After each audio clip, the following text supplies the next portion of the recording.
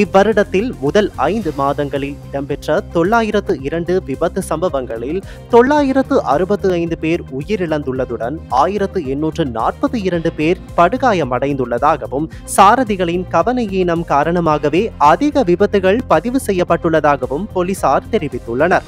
Zuzi, the clothing store. முழு குடும்பத்தினருக்கும் தேவையான அனைத்து ஆடை அணிகலன்களையும் ஒரே இடத்தில் கொள்வனவு செய்யுங்கள். அனைவருக்கும் ட்ரெண்டிங்கான எக்ஸ்க்ளூசிவ் கலெக்ஷன்ஸ் எங்களிடம். கொட்டஹென, ஹேட்டன் மற்றும் வில்லபத்தை புதிய கிளையில். சந்தோஷமான தருணங்களை ஜூசியுடன் கொண்டாடுங்கள்.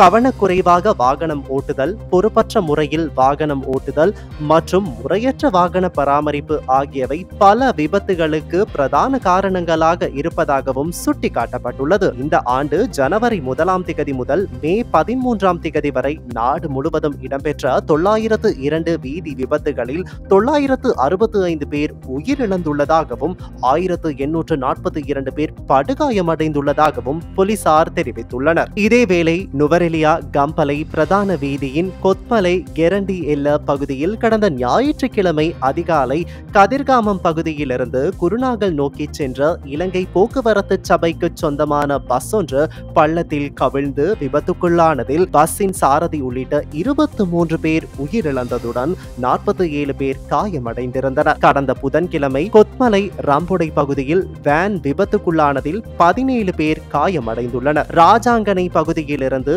நுவரெலியா நோக்கி சுற்றுலா சென்றிருந்த தரப்பினரே இந்த விபத்தை எதிர்கொண்டுள்ளதாக போலீசார் தெரிவித்தனர். கடந்த செவ்வாய்க்கிழமை கண்டி அலதெனிய குழு கம்மன பகுதியில் இடம்பெற்ற பஸ் விபத்தில் 37 பேர் காயமடைந்த நிலையில் அவர்கள் பேராதனை, கண்டி மற்றும் திட்ட பஜ்ஜல வைத்தியசாலைகளில் அனுமதிக்கப்பட்டுள்ளனர். போக்குவரத்து விபத்துகளை குறைப்பதற்காக நாடு முழுவதும் ஒரு விசேட திட்டத்தை செயல்படுத்த இலங்கை போலீஸ் திட்டமிட்டுள்ளதுடன் மேலும் அதன் கீழ் சாரதிகளுக்கு விழிப்புணர்வு திட்டங்களும் செயல்படுத்த திட்டமிடப்பட்டுள்ளன.